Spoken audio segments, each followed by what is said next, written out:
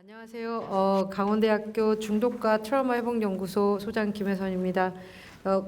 중독과 트라우마 회복연구소는 강원대학교 부설 연구소이고요. 삼척 캠퍼스에 지금 위치해 있습니다. 저희가 2017년부터 이 캠퍼스, 그러니까 이 연구소가 2017년에 개소를 했습니다. 2016년도에 뭐죠? 국제기구죠. 콜럼보 플랜이라고 전 세계적으로 가장 오래된 국제기구하고의 MOU를 강원대가 체결하면서 거기서 이제 요구사항이 이 연구소를 만들어 달라라는 게 요청사항이었습니다. 근데 그 연구소의 그 특징은 뭐였냐면 국제적으로 마약 문제, 그다음에 중독 문제가 심각해지기 때문에 콜럼보 플랜 그 안에서 이제 중독 문제를 다루는 그 기구가 있었는데요. 그거에 대해서 강원대학교의 그 교육을 확장시켜주는 역할을 하기를 원하셨어요. 그래서 이제 제가 2008년도부터 계속해서 중독 파트에서 계속 그러니까 일을 하고 있다 보니까 그쪽에서 이제 제 경력을 인정을 해주셔가지고 강원대학교가 그걸 해주기를 원하셔가지고 저희가 오픈을 했었습니다. 그리고 이제 아시다시피 연구소에 대해서 강원대학교에서 오시긴 하셨지만 강원대가 연구소가 개소된다 그래도 뭐 지원이 거의 없습니다.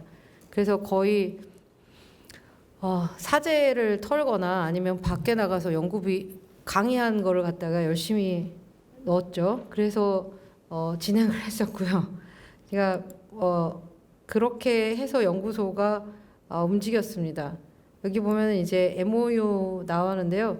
그래서 국제기구하고 MOU 체결도 되게 많이 했었고, 그 다음에 이제 미국의 되게 전미 그 중독 상담 협회거든요. 나닥의 한국 지부하고도 계속 맺었었고, 뭐 이렇게 저희들 MOU를 했습니다. 그래서 저희가 삼척 캠퍼스라 굉장히 외진되어 있기 때문에 저희의 모토는 비욘드 강원대학교, 그러니까 강원대를 뛰어넘는 것이 저희들의 목표였고 주로 국제기구와 국제협력을 더 많이 하는 걸로 진행을 하고 있습니다. 특강 및 학술 세미나도 계속 진행을 하고 있고요. 저희들은 중독하고 트라우마에 대해 포커스를 더 맞추고 있습니다. 사실은 처음에는 중독에서부터 시작을 했는데요. 중독자하고의 계속 임상을 하면서 느끼는 게 이분들이 트라우마적인 문제들이 되게 심각하다라고 느꼈고요. 그래서 지금은 중독과 트라우마를 동시에 같이 하고 있습니다. 트라우마에 대한 연구도 지금 계속 하고 있는데 중독자들은 말로 하는 인지치료의 트라우마는 사실은 좀 적용이 안 되더라고요. 그래서 저희들은 신체 기반 트라우마 치료를 더 중심으로 하고 있습니다. 해외 실습도 지금 계속 나가고 있습니다. 그래서 지금 코로나 이후로 좀 못 나가고 있었는데요. 너무나도 잘 아시는 켄싱턴 거리라든지 이런 데에 저희 학생들이 직접 가고 있고 사실 저희만 가기엔 좀 아까워서 전국에서 학생들을 모집해서 해외 실습도 하고 있습니다. 상담은 지금 현재 저희 학교에서는 학생 부적응, 그러니까 학교 학사 경고자들을 상담을 주로 많이 하고 있고 그다음에 보호관찰소, 그다음에 교도소와 관련돼서 계속해서 상담을 하고 있습니다. 전문 자격증 과정 운영하고 있는데요. 중독 전문가 자격증하고 가정폭력, 성폭력 상담원 교육도 같이 하고 있습니다. 이런 과정에서 저희가 2023년도에 인문사회연구소 지원 사업에 저희가 신청을 했었고요. 신청을 하면서 저희가 스포츠 트라우마를 넣었습니다. 근데 스포츠 트라우마를 넣었던 이유 중에 하나가 사실은 중독이나 트라우마를 연구하니까 사람들이 다 교도소만 생각하시더라고요. 그래서 제 생각에는 제가 미국에서 물론 이렇게 말씀드리면 제가 굉장히 영어를 잘하는 해외 유학파라고 생각하실 수 있을 텐데 저는 아니고 국내파입니다. 순수 국내파고 영어를 잘하는 게 아니라 잘 웃습니다. 미국 가서. 그러다 보니까 뭐 이렇게 이제 오해 없으셨으면 좋겠고 근데 그러니까 미국에서 제가 중독에 대해서 연수를 받고 계속해서 방학 때를 이용해서 실습을 하는 과정에서 제가 느꼈던 거는 의외로 중독자들 중에 미국의 중독자들 중에 스포츠 선수들이 되게 많았었어요. 실제 현장에서는. 그래서 이분들을 되게 많이 보게 됐는데 우리나라에서는 그게 잘 나타나지 않았던 것 같아요.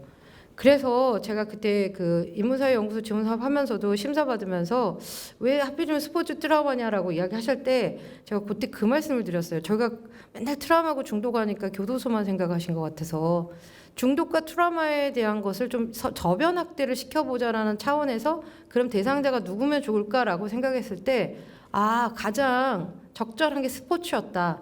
그래서 스포츠하고 트라우마를 연결해 보겠다라고 했습니다.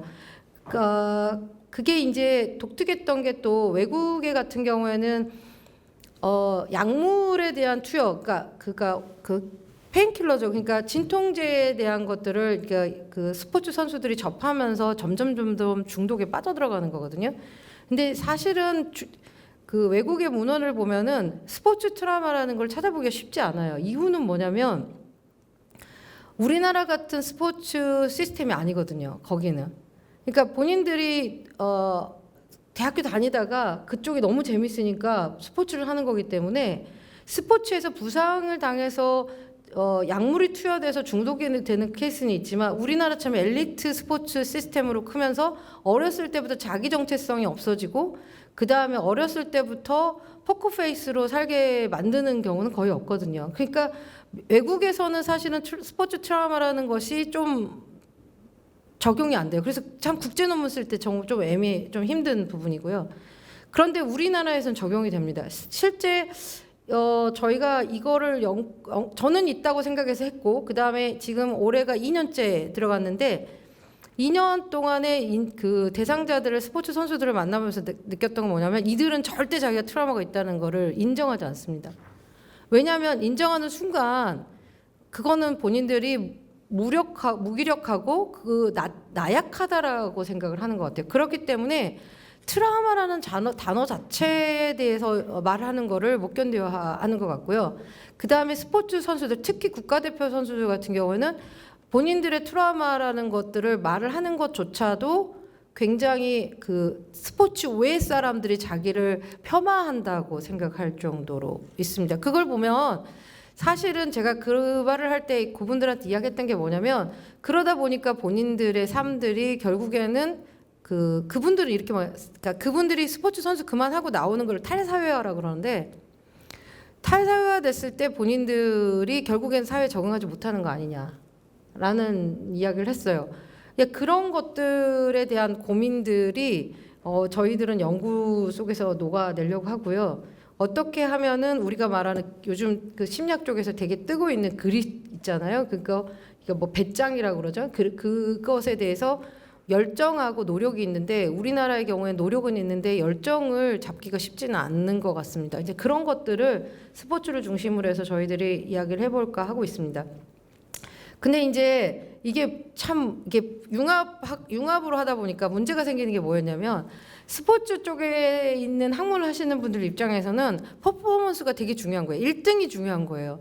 그런데 다른 쪽에 있는 인문사회 쪽에 있는 교수님들의 특징은 1등이 중요한 게 아니라 너의 삶이 중요한 거예요. 그거에 대한 융합학문의 부딪힘이 상당히 심했습니다. 상당히 엄청나게 심해서 저희는 공동연구원 3명을 다시 다 바꾸는 일까지 벌어져 있는 상황이고 오늘 또 왜 제가 발표를 하냐면 전임 연구원들이 전부 다 나가야 되는 상황처럼 가는 상황이 됐어요. 왜냐하면 그 갈등이 그래서 융합학문이 진짜 어렵구나. 정말 어렵구나. 그러니까 그 같은 과 교수님들끼리 협력해서 논문 쓰는 것도 힘들지만 융합으로 해서 교수들이 하는 거는 학문을 초월해서 한다라는 것 자체가 굉장히 어려운 거구나라는 거를 이번에 굉장히 많이 경험했고 스스로 이 경험을 통해서 이게 스포츠 트라우마구나라는 것들도 제가 느끼게 되는 것 같습니다. 근데 여튼 간에 저는 연구 책임자로서 제가 느꼈던 거는 그가 트라우마에 회복돼서 스포츠를 선택하든 그가 트라우마를 회복해서 다른 걸 선택하든 그거에 대해서 본인이 선택할 수 있는 기회를 준다라는 거는 굉장히 중요하다고 저는 생각했어요. 그래서 그러한 것들을 연구하기 위해서는 단순히 퍼포먼스에다 포커스를 두는 게 아니라 이 사람이 어떤 부분에서 스포츠를 하게 됐고 이 사람이 왜 그렇게 계속해서 몰두하고 있으면서도 행복감을 느끼지 못하는가에 대해 포커스를 좀 둬야겠다 생각했고 그거에 대한 방법이 저희는 생태체계적 관점으로 보는 게 어떻겠나 그 원인이 무엇인가를 보는 게 그 개인의 문제뿐만 아니라 환경적인 문제까지도 같이 봐야 되겠다는 생각을 했고, 그래서 저희가 생태 체계 이론을 스포츠 트라우마에다 적용하고자 했습니다.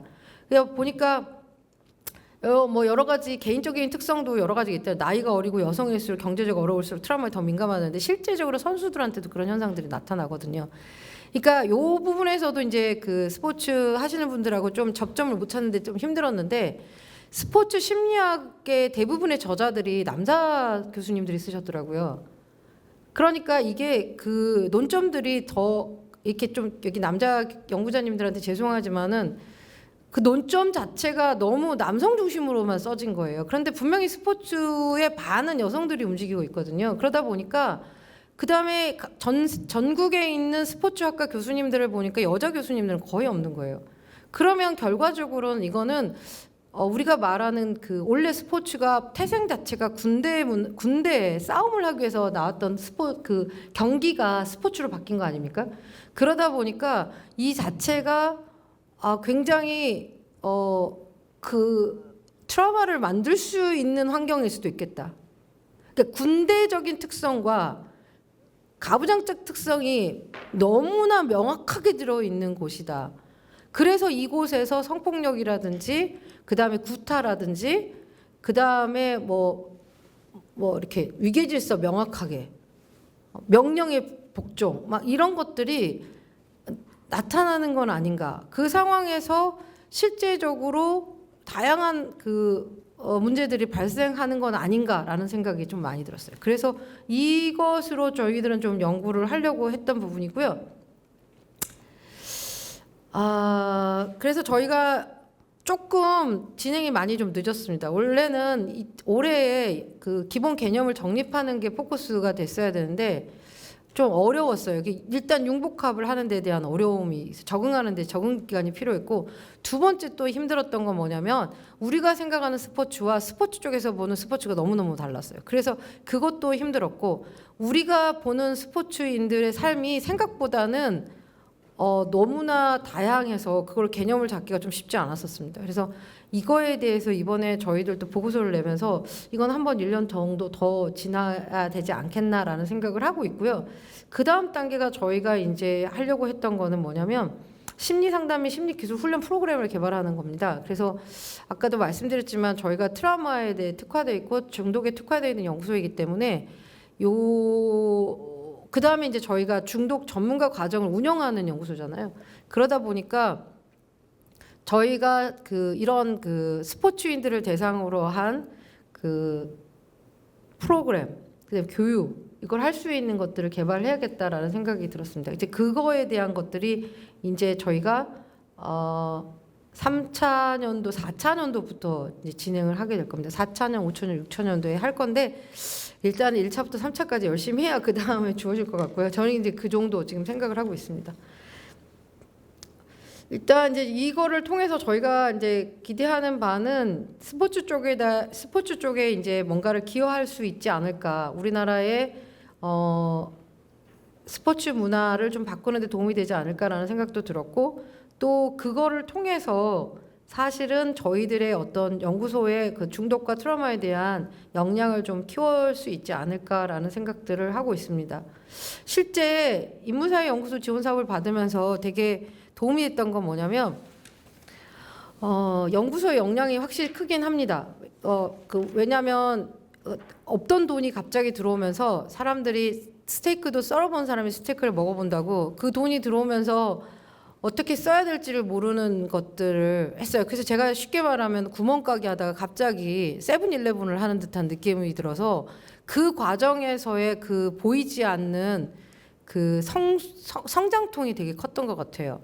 근데 그것이 아마 제가 그때는 몰랐는데 지금은 한국연구재단에서 굳이 지방에 있는 대학의 연구소 아직 뭔가 실적이 그다지 크지 않는 곳에다에 이 돈을 주는 이유가 이러한 성장통을 경험해 보라고 주는 건 아닐까. 맨 처음에는 무조건 잘해야 된다고 생각했고 잘 보여야 된다고 생각했고 좋은 결과만을 내야 된다고 생각했는데 그게 아니었구나라는 생각이 들었습니다. 그래서 그런 성장통도 되게 갑졌고요.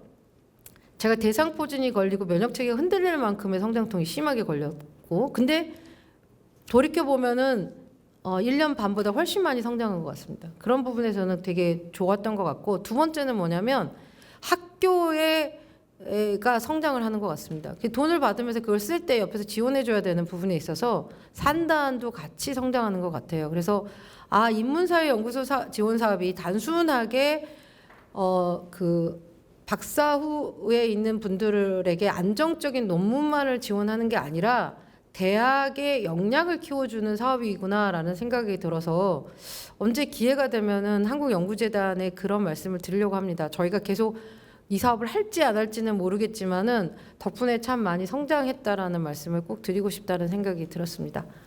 저희는 여기까지인데 혹시 질의응답 하실 거 있으실까요? 그 시간이 조금 뒤에 있어가지고. 네, 그러십니까? 선생님 바로 가시죠. 저희가 차가 없더라고요, 별로. 그래서 저희가 진짜 이럴 때 보면은 저희가 삼척 캠퍼스가 상당히 외진 곳에 있구나. 네, 그 연구원도 오기 힘든 곳에 있는데도 불구하고 네, 이렇게 발표할 수 있는 기회를 주셨어요. 근데 여기에 이제 연구재단에 계신 분들이 계실지 어쩔지 모르겠지만 참 감사하다는 생각이 들기도 합니다. 질의응답은 나중에 그러면 저한테 메일로 보내주시면 제가 대답을 하도록 하겠습니다. 제가 영어로 안 하고 한국어로 할 수 있는 유일한 기회였는데 놓쳐서 정말 아쉽습니다.